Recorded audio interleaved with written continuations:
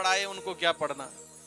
वो तो भगवान के भक्ति में इतने रमे हुए हैं कि हर समय भगवान कृष्ण के मानो कृष्ण ग्रह ग्रहितात्मा नवेद जगदीश्वर, मानो कृष्ण रूपी ग्रह ने इनको ग्रसित कर लिया है। हमेशा भगवान के चिंतन में ही मग्न रहते हैं ये।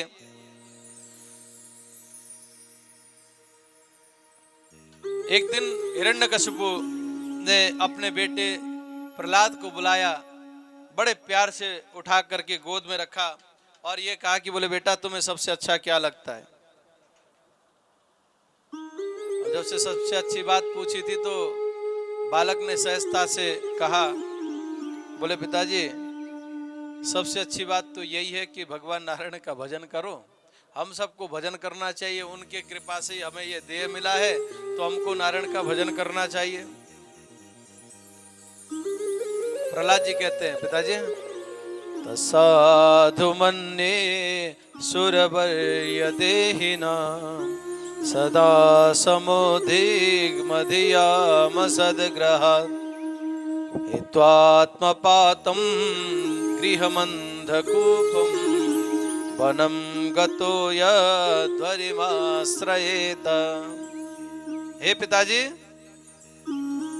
सबसे अच्छी बात तो यही है कि भगवान के चरणों का चिंतन करें, भजन करें। हित्वात्म पापम गृहमंधकूपम, ये गृहस्थ के अंधकूप को छोड़ करके जंगल में जाकर भगवान का भजन करें, यही सबसे अच्छी बात है। बाकी संसार में क्या रखा है पिताजी, विविध प्रकार से जैसे उपदेश दिया तो पिताजी तो बड़े क्रोधी हो गए क्योंकि भगवान से द्वेष करते थे। हिरण्यकशिपु विचार करते हैं ये गुरुपुत्रों ने क्या सिखाया, गुरुपुत्रों को डांटा। गुरुपुत्रों ने कहा नमत प्रणीतम न पर प्रणीतम, न हमने पढ़ाया है न किसी और ने पढ़ाया है, नारायण के विषय में किसी ने नहीं पढ़ाया। ये तुम्हारे पुत्र की ही नैसर्गिक बुद्धि है, नैसर्गिक मतिरस्य राजन, तुम्हारे बेटे की ये नैसर्गिक बुद्धि है, हमने नहीं पढ़ाया नारायण के विषय में, ये तो पढ़ा हुआ ही आया है। हाँ। दूसरी बार भी सचेत करते हैं, देखो अब की बार जो है बढ़िया तरीके से दैत्यों हमारे दैत्य कुल की शिक्षा इसको देना कहे हैं। उधर अब की बार जो है सज्जनों नवदा भक्ति का उपदेश अपने बालकों को यहाँ पर देते हैं। प्रहलाद जी महाराज श्रवणम कीर्तनम विष्णु स्मरणम पाद सेवनम अर्चनम वंदनम दास्यम सख्यात्म निवेदनम, दिव्य प्रकार से उपदेश देते हैं बालकों को। और जैसे किसी बालक ने कहा, बोले अभी क्या उम्र है हमारी, खेलने कूदने की उम्र है, भजन तो बुढ़ापे में होए। हाँ, मानो प्रहलाद जी कहते हैं कि क्या गारंटी है कि हम बूढ़े होंगे। क्यों जी, कोई गारंटी हम बूढ़े होंगे? कोई गारंटी नहीं है। किसी ने कहा, बोले महाराज बचपन से भजन करने की क्या जरूरत है, अंतिम समय में कर लेंगे। हाँ ठीक है, अंतिम समय में कर लो, पर क्या तुमको पता पड़ेगा अंतिम घड़ी कौन सी होगी? नहीं है, नहीं होगी, किसी को नहीं ज्ञात है। आज मैं कथा कर रहा हूं, क्या पता कल के दिन क्या कांड हो जाए। कुछ कोई कह सकता है क्या? हाँ, मुझे विश्वास है कि यहाँ जब तक कथा पूरी नहीं करूंगा तब तक कुछ नहीं होगा, मुझे भगवान रक्षा करेंगे। क्यों कथा पूरी करनी, उसके बाद जो कुछ होगा वो भविष्य के गर्त में। इसलिए कौमारे ताचरित प्राज्ञा धर्मान भागवता निहा दुर्लभम मानुषम जन्म तदप्य ध्रुवमर्थदम। कितनी अच्छी बात कही। देखो, कौमारे ताचरित प्राज्ञा, जब कुमार अवस्था से ही, बचपन से ही भगवान का भजन करना चाहिए, क्योंकि हम बूढ़े होंगे ऐसा कोई गारंटी नहीं है। भाई कई ऐसे होते हैं बूढ़े होने से पहले ही पधार जाते हैं। इसलिए जो समय प्राप्त है, दुर्लभम मानुषम जन्म तदप्य ध्रुवमर्थदम, मनुष्य जीवन दुर्लभ है और इसका कोई पता नहीं, कोई गारंटी नहीं है कि हम बुढ़ापे तक जी पाएंगे कि नहीं। इसलिए जो समय प्राप्त है उसका बालकों सदुपयोग करो। और तुम कहोगे कि बाद में करेंगे, तो बाद में तो और प्रपंच में गिरता है बंदा। यहाँ पर उदाहरण देते हैं, कथम प्रियाया अनुकंपिताया संगम रस्यम रुचिरांश मंत्राम। बोले शादी विवाह हो जाती है, फिर देवी के मंत्र भी सुनने पड़ते हैं। हा? देवी जी के मंत्र भी सुनने पड़ते हैं। आप लोगों ने सुना कि नहीं देवी के मंत्र? नहीं सुने? अब यहाँ पे कहा है भैया, अब मंत्र क्या है? यही है। बोले जी देखो ऐसा है, फलाने तारीख को बेटे की फीस भरनी है, पैसे लाए कि नहीं? हा? फलाना काम करना है। ये क्या, ये मंत्र ही तो है भाई। गृहस्थ की गाड़ी को चलाने के लिए जो भी बातें हैं वो सब मंत्र हैं। हाँ, फिर तो और ज्यादा व्यस्तता हो जाती है, फिर क्या है। इसलिए बालकों पहले से सचेत हो जाओ, अभी से अभ्यास होगा तो मंत्रों को सुनते हुए भी कुछ कर लोगे, नहीं तो वही मंत्र जाप करते समय नहीं मिलेगा तो करोगे क्या, खाक, है ना। विविध प्रकार से उपदेश यहाँ पर बालकों को देते हैं। अंत में बालकों ने कहा कि फिर बोले मुझे बचाएगा, हमें बचाएगा कौन तुम्हारे पिता के कोप से? प्रहलाद जी ने कहा जिस प्रभु ने मुझे बचाया वही तुम्हें बचाएगा। क्या मुझे पिता ने मारने में कसर छोड़ा था? पहाड़ से गिराया, नदी में डुबोया, सर्प से दसवाया, हाथी से कुचलवाया, आरे से काटा, क्या नहीं किया? जाको राखे साइया मार सके न को, बालन बाका कर सके जो जग बहरी हो। जिसने मेरी रक्षा की वही तुम्हारी रक्षा करे।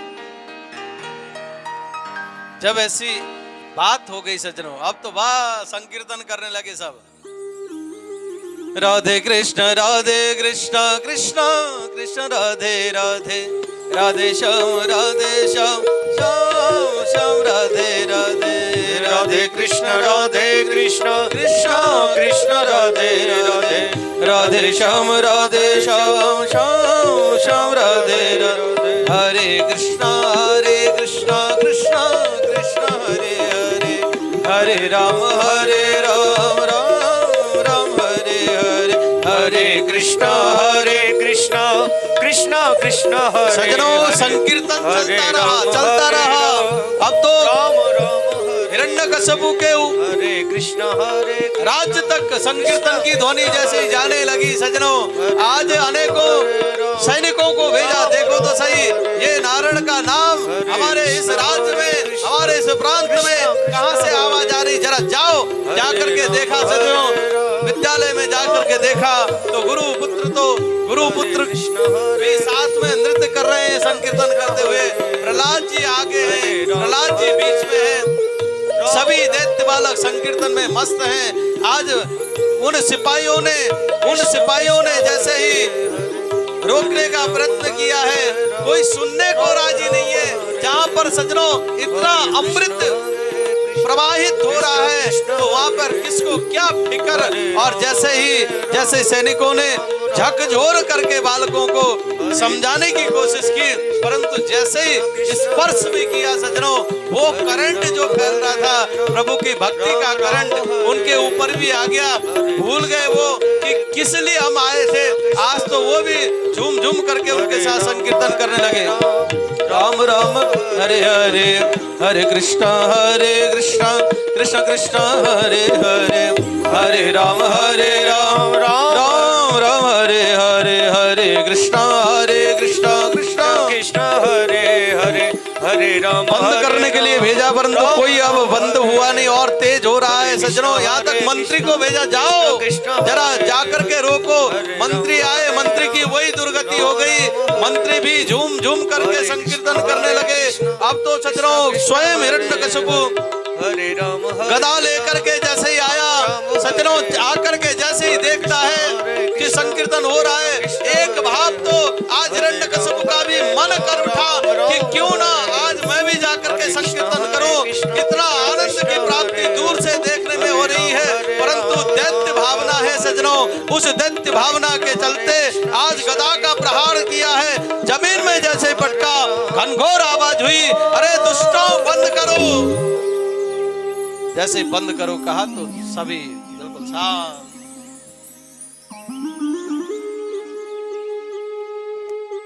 सब डरे डरे सहमे से प्रहलाद जी के पीछे हो गए। प्रहलाद जी को पकड़ा हिरण्यकश्यपु ने ले जाकर के जैसे अपने राज्य में लेकर के गया, महल में लेकर के गया, और आज हिरण्यकशिपु कहता है अरे दुष्ट, तू मानता नहीं, मेरी बात तूने बिल्कुल नहीं मानी। तू आखिर किसके दम पर, किसके, हे दुर्विनीत मंदात्मा कुल भेद करादमा, हे दुर्विनीत, हे मंदात्मा, हे मंद बुद्धि वाले, हे कुल को कलंक लगाने वाले, हे अधम, तू अपने पिता की बात नहीं मानता। तुझे कितनी बार मैंने मना किया कि तू नारायण का भजन नहीं करेगा, तू फिर भी उसी के भजन में रत रहता है। बता तू किसके बल में बलशाली होकर के मेरी कही नहीं मानता है। तब यहाँ पर प्रहलाद जी कहते हैं न केवलम में भवतश्च राजन सवै बलम बलिराम चापरेसा। हे पिताजी, जो आपको बलशाली बनाते हैं, जो आपको सर्वशक्ति संपन्न बनाने में सक्षम है, वही परमपिता परमात्मा, उनके बल में ही से ही मैं बलशाली होकर के जो संपूर्ण जगत को बलशाली बनाते हैं, उन सर्वशक्तिमान प्रभु के शक्ति से ही मैं उनके बल में आश्रित होकर के ही उनके सन्निधि में हूं। आज हिरण्यकशिपु ने कहा कि तेरे समझ में नहीं आती, मैं भगवान मैं हूं, सर्वशक्तिमान मैं हूं, मुझसे अनेकों देवी देवता सब डरे सहमे हुए हैं और तुझे समझ में बात नहीं आती है। आज मैं तुझे मार डालूंगा और तुझे तब मारूंगा जब तेरा नारायण सन्मुख में होगा। आज हिरण्यकशिपु ने कहा कि बता दुष्ट, क्वासो यदि सर्वत्र कस्मास्तंबे न दृश्यते, यदि तेरा परमात्मा सर्वत्र है तो तू बता क्या इस खंबे में भी है। प्रहलाद जी महाराज ने कहा मया तो दृश्यते है, पिताजी मुझे तो दिख रहे हैं, आपकी दृष्टि में वो पावर सामर्थ्यता है कि नहीं, आप देख पाओ या नहीं देख पाओ, मुझे तो स्पष्ट मेरे नारायण का दर्शन हो रहा है। जैसे ही कहना था सज्जनों, प्रहलाद जी महाराज का गदा लिया है और उस खंबे पर जहां पर हिरण्यकशिपु प्रहलाद ने कहा था कि यहाँ पर मुझे नारायण दिख रहे हैं, उस एक गदा को लेकर के उसी खंबे में जैसे प्रहार किया है सज्जनों। गगड़ गड़गड़ानो खंब फाटो चढ़ चढ़ानो, निक्षो नर नाहर को रूप अति भयानक है।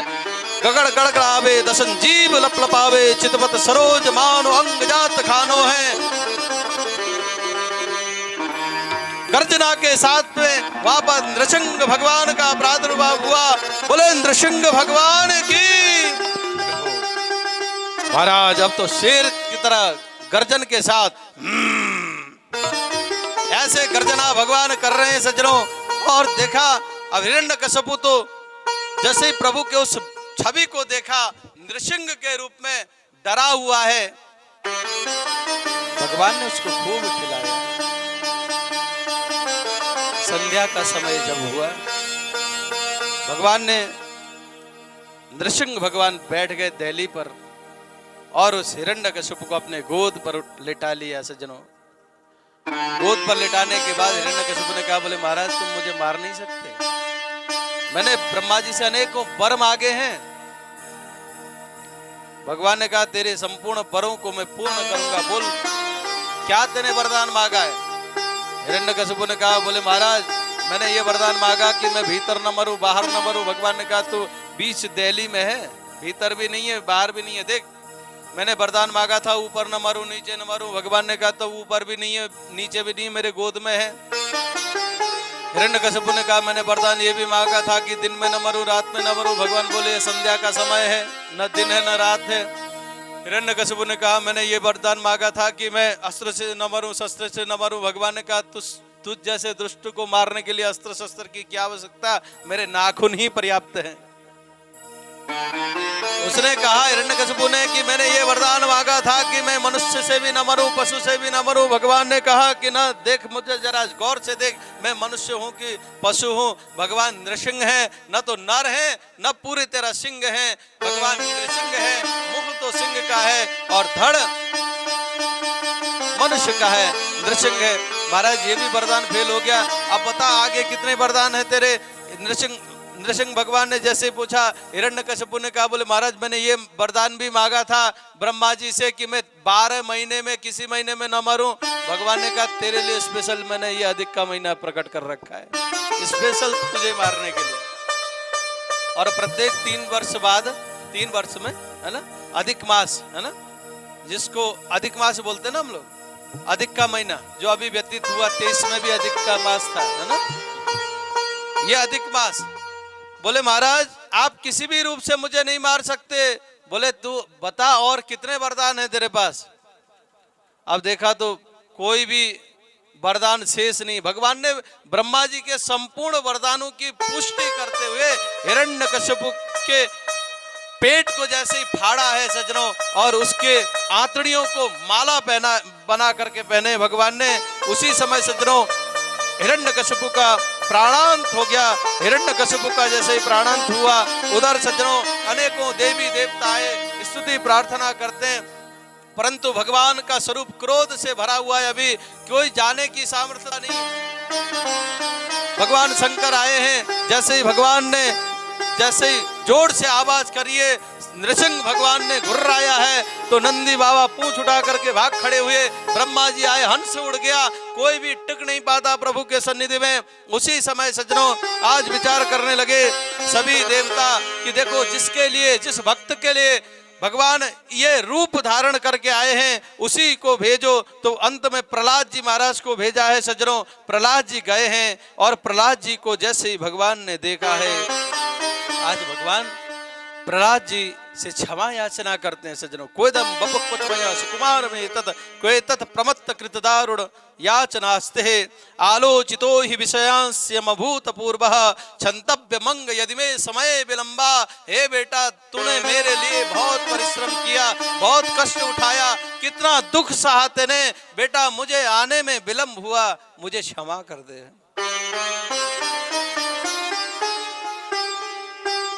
कितने दयालु हैं भगवान सज्जनों।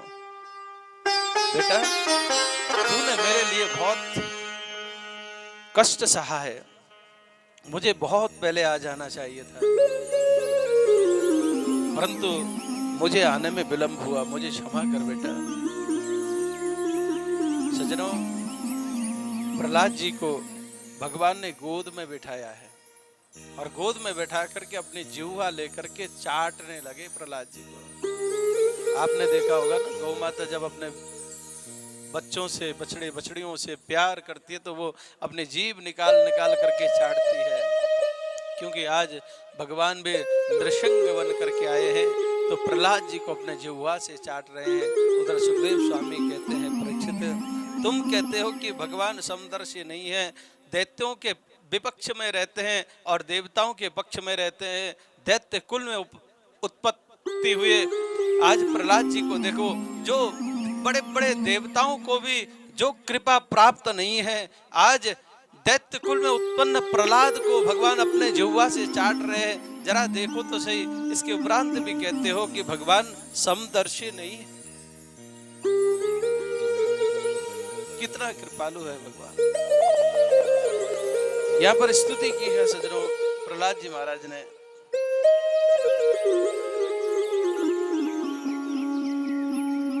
ब्रह्मादय सुरगणा मुनयोऽथ सिद्धा सत्त्वैकतानमतयो वचसां प्रवाहे नाराधितुं पुरुगणैरधुनापि विप्रुं किं तोष्टमर्हति समय हरिरुग्रजातः।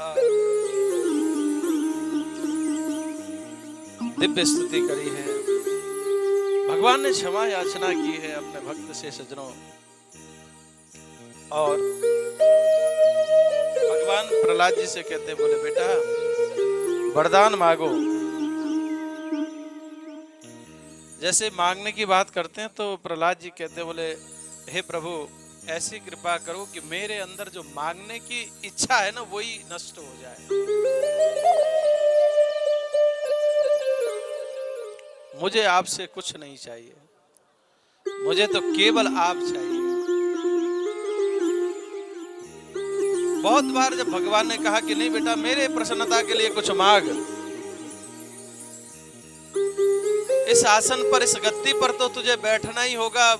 आज मानो प्रहलाद जी कहते, बोले हे प्रभु जिस आसन पर बैठ करके मेरे पिता की मति भ्रष्ट हो गई थी, उस आसन पर मैं नहीं बैठूंगा, नहीं तो मेरी भी मति भ्रष्ट हो जाएगी। आज नरसिंह भगवान कहते हैं देखो मैं इस आसन पर बैठ चुका हूं, अब ये आसन में बैठने पर तुम्हें कोई अभिमान नहीं होगा, क्योंकि अब मेरा आसन है ये। उसी समय से सजनों उसको सिंहासन बोलते हैं। आज भगवान ने अपने भक्त को उस आसन पर विराजित किया है। और अंत में जब भगवान प्रस्थान करने लगे, प्रहलाद जी ने हाथ जोड़ा, हे प्रभु मैं कुछ आपसे मांगना चाहता हूँ। भगवान बोले बेटा पहले ही मैं तुझसे कह रहा था कुछ मांग, तब तो तेने मांगने के लिए मना कर दिया, अब तू मांगता है, चलो कोई बात नहीं, मांग, तू जो मांगेगा मैं उसको तुझे प्रदान करूंगा। आज प्रहलाद जी ने प्रणाम किया, है प्रभु जैसे भी थे वो मेरे पिता थे, अच्छे थे बुरे थे, मेरे पिता थे, और मैं ये नहीं चाहता कि मेरे पिता नरक में जाए। मेरे पिता ने आपके चरणों में बहुत अपराध किया है, इसलिए मैं आपसे मांगता हूं प्रभु कि मेरे पिता की जो भी करनी है उसको माफ करके क्षमा कर दीजिएगा, उनके अपराध को क्षमा कर दें और उनको नरक न जाना पड़े। तब सज्जनों भगवान कहते हैं बेटा, बोले तुझ जैसा भक्त जिस पिता के यहाँ पैदा हुआ है, प्रकट हुआ है, भला वो पिता तो धन्य है। ऐसा पिता भला नरकगामी कैसे हो सकता है? बेटा त्रिसप्तभी पिता पूतः पितृभि सहते नग यद साधोस्य गृहे जातो भवान्ये कुल पावनः। तेरे जैसा भक्त तो जिस कुल खानदान परंपरा में होता है ना, उस कुल खानदान में तो 21 पीढ़ियां स्वतः तर जाती है। तू पिता की बात कर।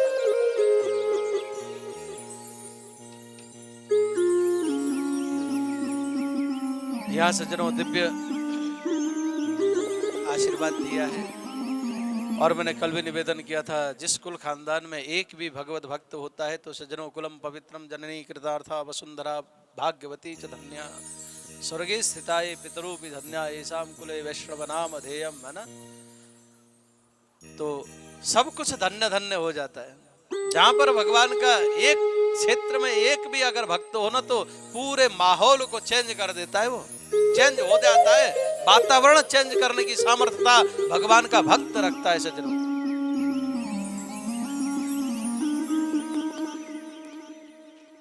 आगे भगवान स्वधाम गए हैं और यहाँ पर मानव धर्म के विषय में बतलाया है, स्त्री धर्म के विषय में बतलाया है, ब्रह्मचर्य के विषय में बतलाया है, वानप्रस्थ संन्यास गृहस्थ के विषय में यहाँ पर बतलाया है सज्जनों। और हम सब क्योंकि गृहस्थ हैं, ज्यादा विस्तार नहीं करूंगा, एक छोटी सी बात निवेदन करता हुआ आगे बढ़ूंगा। हम सब गृहस्थ हैं देखिए, और गृहस्थ आश्रम सबसे बड़ा आश्रम है, ध्यान दीजिएगा। गृहस्थ आश्रम से ही वानप्रस्थ आश्रम चलता है, संन्यास आश्रम चलता है और ब्रह्मचर्य आश्रम चलता है।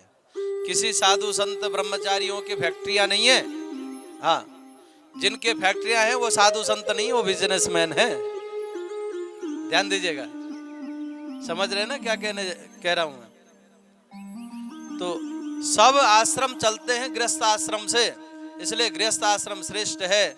और ध्यान दीजिएगा, इसलिए गृहस्थ आश्रम में रह करके सच्ची प्रकार से हमको गृहस्थ आश्रम में रहना है, क्योंकि हमारे गृहस्थ आश्रम से सब आश्रम की पुष्टि है। यदि हम भ्रष्ट हो गए तो हमारे अन्न से पलने वाले सब भ्रष्ट हो जाएंगे। और इसलिए भी मुझे लगता है कि आजकल साधु संतों में विकार क्यों आ रहा है ज्यादा, क्योंकि हम गृहस्थों में विकार ज्यादा होने लगा है। इसलिए जैसा खाए अन्न वैसा होए मन, इसलिए हम सदगृहस्थों का थोड़ी दूषित अन्न साधु संत भी खा रहे तो उनकी भी मति भ्रष्ट होती जा रही है।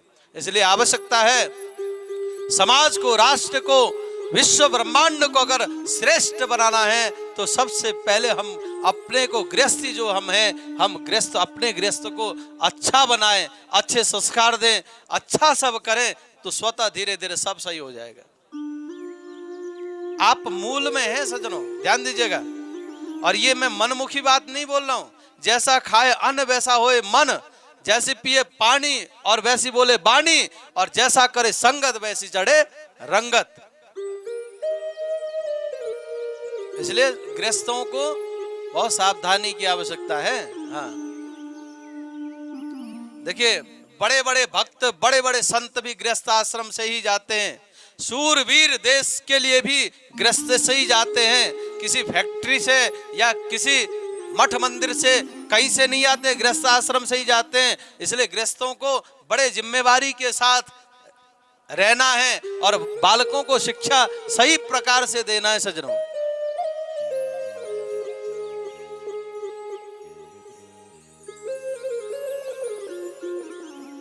और हमारे घर में कोई आए तो खाली हाथ न जाए सज्जनों, है ना। कोई मांगने आए द्वार पर तो उसको कुछ ना कुछ दे दीजिए, खाली मत लौटाइए। और हमारे नीतिकार कहते हैं, देखो हमारे घर में कोई भीख मांगने आता है तो वो हमारे घर में वास्तव में भीख मांगने नहीं आता है। बोले क्यों आता है? याचका नहीं वे याचंती बोधंती गृह गृह दियताम दियताम दानम अन्यथा मातृषिम गतिम। मानो बताने जताने आता है हमको कि देखो हमने जीवन में कभी दान नहीं दिया तो भगवान ने हमारे हाथ में कटोरा दे दिया। हमने जीवन में कभी दान नहीं दिया तो भगवान ने हमारे हाथ में कटोरा दे दिया। भैया रे तुम दान करो, नहीं तो तुम्हारे हाथ में भी कटोरा आ जाएगा। ये बताने के लिए हमारे घर में कोई मांगने आता है, इसलिए कोई आए तो कुछ ना कुछ दें। और कहीं पे जाते हैं तो लोग बाग अक्सर टीका टिप्पणी करते हैं, अरे इतना मुस्टंडा है कमा के नहीं खा सकता। अरे भैया तुम काय को उपदेश वहां पे झाड़ रहे हो? तुम अपने ज्ञान को अपने पास रखो, सामर्थ्यता है तो दो, नहीं तो मत दो, पर ज्ञान मत दो। ज्ञान वहां दो, ज्ञान की जरूरत जहां पर हो।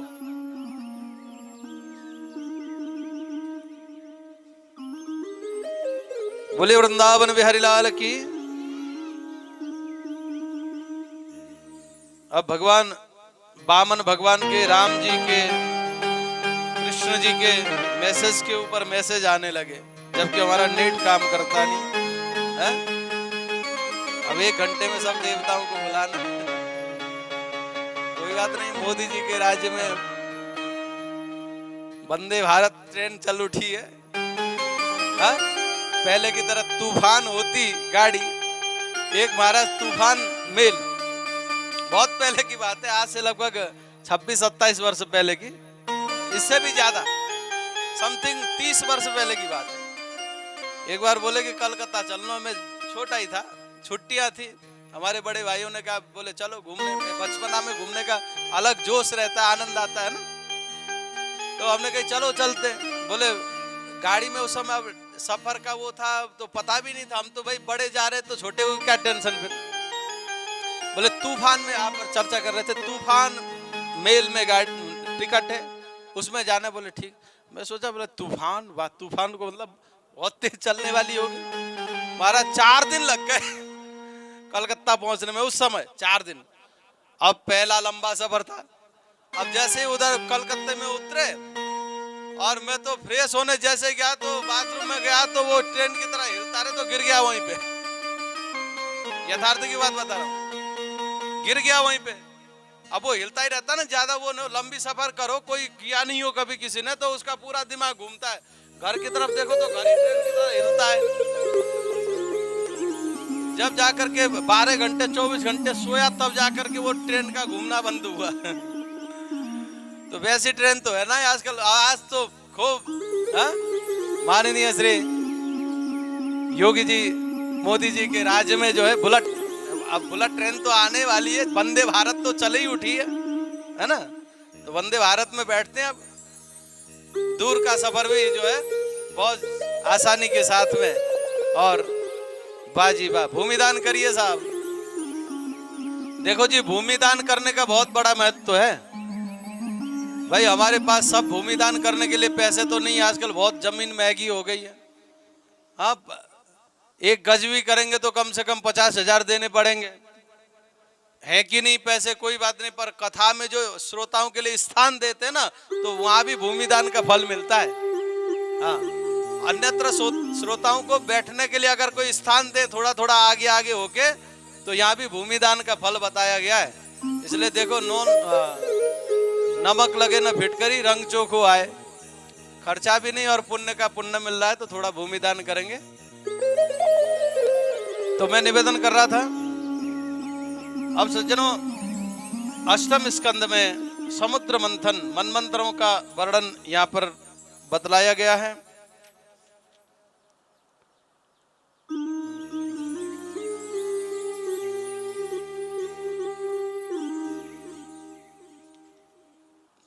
बोले वृंदावन बिहारी लाल की जय। आसिद गिरिवरो राजन् स्त्रीकूट इति विश्रुतः क्षीरोदयन वृत श्रीमान् योजनान्युतमाश्रितः।